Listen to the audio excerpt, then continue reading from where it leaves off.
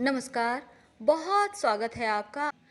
तुला राशि शनि की सबसे प्रिय राशि। शनि कब और कैसे आपको राजपद देते हैं, आज हम इस पर चर्चा करेंगे। दोस्तों, सबसे पहले तो हम कुछ सावधानियां बतला दें, फिर हम टोटल जानकारी आपको देंगे। वीडियो के अंत तक बने रहें।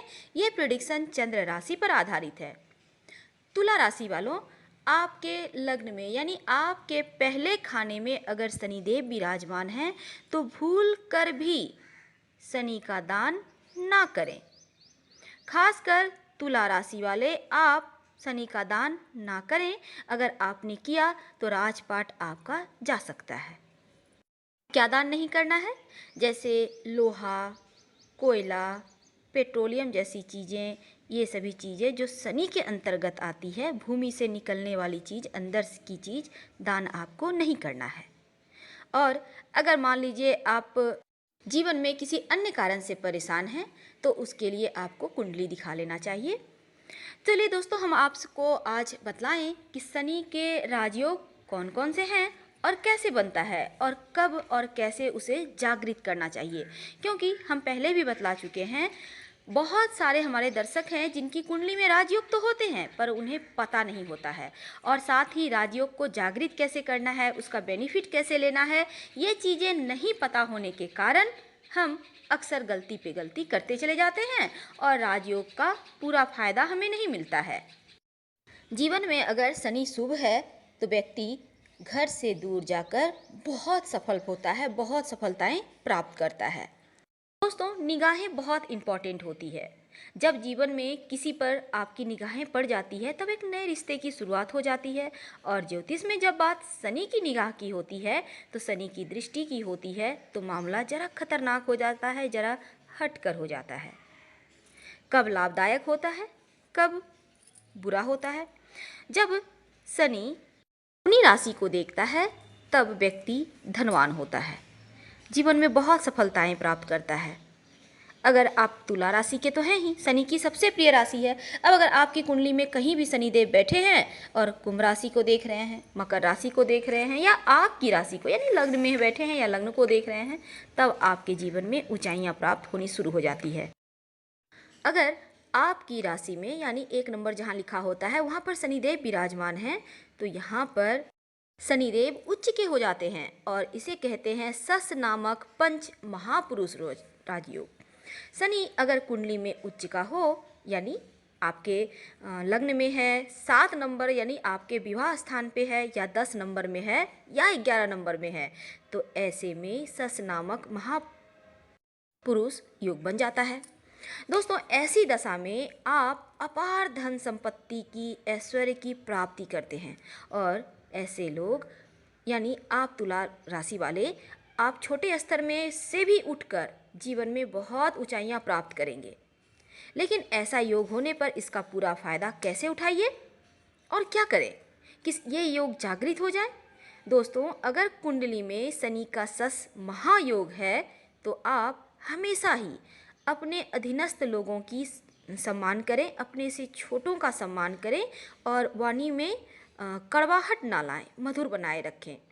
शनिवार के दिन मीठी चीज़ मत खाइएगा, चाय भी नहीं पीजिएगा, पीजिए पर चीनी मत डालिएगा। एकदम से आप मीठी चीज़ छोड़ दें, फिर देखिए यह योग कैसे जागृत होता है। दोस्तों, हमने पहले भी बतलाया, राजयोग तो हमारे बहुत सारे दर्शकों के कुंडली में होता है पर इसका फ़ायदा कैसे उठाना है ये हम नहीं जानते और इसीलिए इनका बेनिफिट हम नहीं ले पाते हैं।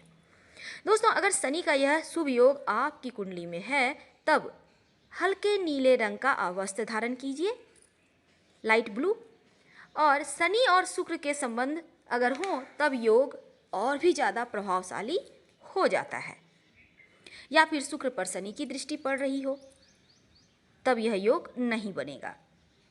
शुक्र और शनि एक साथ हों तब यह योग जबरदस्त फायदा देता है और यह योग आपके लग्न में है तब जीवन में ढेर सारी खुशियाँ भी आती है, ऊंचाइयाँ भी प्राप्त करते हैं, मान सम्मान भी आती है, राज्य का सुख मिलता है और अपार वैभव की प्राप्ति होती है। बहुत सारा ग्लैमर, बहुत सारा पैसा और राज्य का सुख व्यक्ति को निश्चित रूप से मिलता है। दिनों दिन आप तरक्की करते चले जाइएगा, ऊंचाइयों को छूते चले जाइएगा।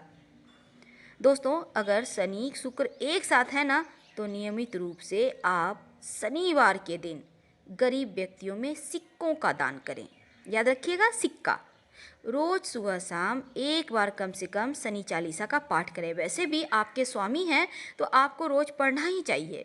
शनि के मंत्रों का भी जप कर सकते हैं और प्रयास कीजिए कि कभी भी कर्ज ना लें और ना ही किसी को उधार दें। अगर आपने किसी से पैसे उधार लिए या किसी को दिए हैं पैसे उधार तो आप जीवन में तरक्की नहीं कर पाइएगा। इस बात की गांठ बांध लीजिए, तभी आपको इस राजयोग का पूरा फायदा मिलेगा। दोस्तों, अब हम बात करते हैं दशमेष्ठ राजयोग की। इसका मतलब आपकी कुंडली के 10वें नंबर खाने में शनिदेव बैठे हैं।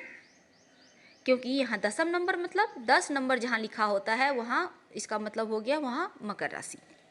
आपकी कुंडली यानी कि जैसे तुला राशि के हैं ना, तो आपके 10 नंबर पे जहाँ आपके 4 नंबर लिखा हुआ है वहाँ पे देखिए, अगर शनिदेव विराजमान है तब बनता है दशमेष्ठ राजयोग। ऐसा राजयोग जो जीवन में कभी पीछे मुड़कर देखने नहीं देता। लेकिन क्या ये आपकी कुंडली में है?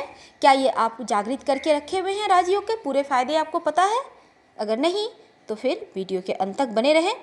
दोस्तों, सबसे पहली बात, अगर आपकी कुंडली में, चूँकि आप शनि की सबसे प्रिय राशि हैं और आपकी कुंडली में दशमेष्ठ राजयोग बना हुआ है, तो इसका मतलब है आपको जीवन में शनिदेव बहुत कुछ देंगे। लेकिन कब? अगर आपने अपने नाम से भूमि, भवन या कोई भी प्रॉपर्टी बना ली है तो इस राजयोग का फायदा आपको नहीं मिलेगा। आप प्रॉपर्टी अगर लेना ही चाहते हैं, अपनी पत्नी के नाम से लें, अपने बच्चों के नाम से लें। दोस्तों, याद रखिएगा, अपने नाम से प्रॉपर्टी अगर आपने बनाई तो इस राजयोग का फ़ायदा आपको नहीं मिलेगा। अगर आपने मान लेते हैं आपने प्रॉपर्टी बना ली है, राजयोग का फ़ायदा नहीं मिल पा रहा है, तब क्या करेंगे? आप अपनी वाइफ या बच्चों के नाम से ट्रांसफ़र कर दें या उन्हें लिख दें। दूसरी बात, जब भी प्रॉपर्टी आपको लेना हो, आगे से सावधानी रखिए, खुद के नाम से नहीं लीजिए और आप अपने भाई बहन या माता पिता के नाम से लेने से बचें। क्योंकि अभी तो वो लोग अच्छे हैं, पर बाद में जब आप कोई भी इस दुनिया में एक साथ भाई बहन नहीं रहता और तब दिक्कतें आती है प्रॉपर्टी को लेकर। इसलिए अभी से ही सावधान रहिएगा और कोशिश कीजिएगा कि ऐसी स्थिति ना आए। दूसरी बात, आपको अपने नाम से प्रॉपर्टी नहीं बनानी है। फिर देखिए लक्ष्मी का खेल, कैसे लक्ष्मी अपने आपके जीवन में खेल करती हैं और आप कैसे दिनों दिन तरक्की करते चले जाएंगे। आपके पास कहाँ से पैसा आएगा ये खुद आपको मालूम नहीं चलेगा। क्योंकि जब लक्ष्मी अपना खेल रचाती है ना, तो व्यक्ति भ्रमित हो जाता है और उसे खुद पता नहीं चलता कि क्या हो रहा है लाइफ में, और सब कुछ अच्छा होता ही चला जाता है। दूसरी बात दोस्तों, आपको इस राजयोग के रहने से एक और काम करना है ताकि ये राजयोग जागृत हो जाए। करना क्या है? बृहस्पतिवार के दिन अंधे विद्यालय में जाइए। 10 अंधे लड़कों को, याद रखिए लड़कियां नहीं होनी चाहिए, और ना 10 से कम, ना 10 से ज़्यादा, 11 भी नहीं, 9 भी नहीं, 8 भी नहीं, कुछ भी नहीं चलेगा, सिर्फ 10। और उस दिन ध्यान रखिएगा, किसी को भी कुछ नहीं देना है। उस दिन आप गुरुवार के दिन सुबह में जाइए, आपको जो इच्छा है 10 बच्चों के लिए खाना लेकर जाइए, कुछ फल ले लीजिए। 10 अंधे बच्चों को एक लाइन में एक ही पंक्ति में बिठाइएगा, 2 पंक्ति मत कीजिएगा, एक पंक्ति में सबको बिठाइए। प्रेम पूर्वक खुद के हाथों से उन्हें भोजन परसिए और खिलाइए। अब जितना भी बचा हुआ भोजन है आप घर ले आ सकते हैं, लेकिन उस दिन किसी को मत दीजिएगा। हम आपको पूरा राजयोग का फ़ायदा उठाने का नियम बता रहे हैं, प्लीज़। इसके बाद अब आपने खिला दी, अब हम किसी को भी भोजन कराते हैं तो दक्षिणा देते हैं, तो दक्षिणा के रूप में आप पैसे मत दीजिएगा, फल दे सकते हैं। एप्पल दे दी या ऑरेंज दे दिया, जो भी इच्छा है आप फल दे दीजिए सब बच्चों के, 10 बच्चों के हाथ में। आपको अगर और भी बच्चों को खिलाने का मन है तो किसी दिन और आके आप खिला सकते हैं, पर उस दिन स्टाफ तक को भी कुछ नहीं देना है, याद रखिएगा। और अंधे विद्यालय में खिलाने के पहले परमिशन लेना होता है, इसलिए आप पहले से परमिशन ले लीजिएगा। और बृहस्पतिवार की सुबह करना है, लगातार 3 बृहस्पतिवार या 5 बृहस्पतिवार कीजिएगा। आपको इस राजयोग के 100 नहीं 500% बेनिफिट मिलेंगे। आप उपाय करें, अपने राजयोग को जागृत करें और जीवन में ऊंचाइयां को प्राप्त करें।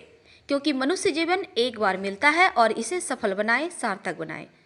जीवन में कभी भी बेईमानी मत कीजिएगा और हमेशा ही शुद्ध और सात्विक रहिएगा। अगर आप नॉनवेज का सेवन करते हैं तो बेशक खाइए, पर शनिवार के दिन मत खाइएगा। संभव हो तो लहसुन प्याज का भी त्याग कर सकते हैं। वैसे आजकल के ज़माने में संभव नहीं है, पर नॉनवेज और अल्कोहल से दूर रहिएगा। हम आपसे विदा लेते हैं। वीडियो पसंद आए तो प्लीज़ लाइक कर सब्सक्राइब करें। धन्यवाद। हर हर महादेव।